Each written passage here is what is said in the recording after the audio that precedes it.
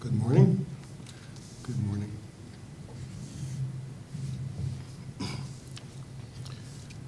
Thank you for holding this hearing. As with many in this room, it's taken me some effort to be able to come to speak to you in person today. So even if the following scenario seems at first a tad off topic, I hope you'll please indulge me. For the sake of the perspective it might afford, my comments are brief.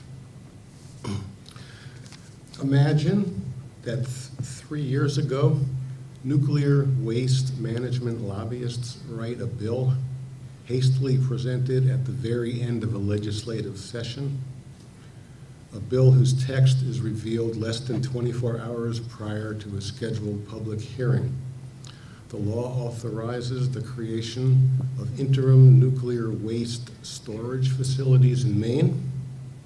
It passes with the assistance of a $300,000 lobbying blitz coordinated by industry lobbyists. The ostensible rationale is that creating such nuclear waste repositories will provide jobs for Mainers in dire need of employment, and that modern technology now makes nuclear storage safe. Now, suppose that the bill mandates the DEP to write regulations streamlining the permitting process for interim storage of nuclear waste in Maine, since no such regulations exist that comport with the bill's intent. Having its purview restricted to how, not whether, to implement such a directive, the DEP conscientiously goes about trying to answer pertinent, specific questions. Questions such as, should truck, rail, or both transport the waste? How close to population centers should transport be allowed? How close to watersheds should be permissible? What specifications need waste canisters have to witstand unanticipated events such as train accidents and associated fires? Excuse me, Mr. Chinoy, we're Yes. not here on the debate of nuclear waste disposal. We're reacting to a mandate by the legislature to review these rules. I understand. But the public comment today relates to the rules that are before you, any changes proposed to them, and we'd accept any comment you have regarding those. So please get to your point. Okay, I have about 2 minutes, and the reason I think this is pertinent is because a cardinal flaw in the rules is precisely a lack of even a slightly more aerial view about what these rules should do and can't do. So, mandated public hearings on the rules ensue, informed citizens critique waste canister specifications, water quality monitoring regimens, radiation exposure estimates, etc. But despite the admonition, and this is where we're getting closer to the bone here, the public comments stick to the detailed chapter and verse of the proposed rules.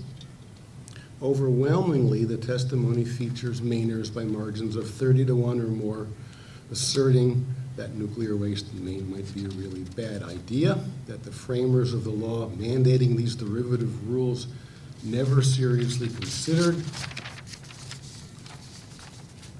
damage to Maine's environment, economy, public health might be, that they took at face value industry claims that storage would provide hundreds of good-paying jobs, that what we really need is a law that asks how to dispassionately consider both the risks and benefits of interim waste storage rather than a law whose primary purpose is to streamline the permitting process for companies intent on doing so.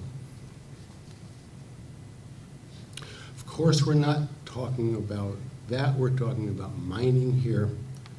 A different headline, but the same bind. We're talking and working at cross purposes.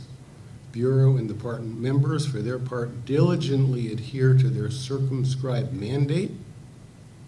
Testifiers, some still patient, others increasingly exasperated now at year 3, feel that the same diligence so narrowly focused translates to institutional tunnel vision. The only way out of our groundhog scenario is for the legislature to finally conclude that we need a new legislative start. You can't make them do that, but you can surely help. Your options include, most radically, to disapprove the rules that staff has spent countless hours working on. That would be a stunning message to the legislature.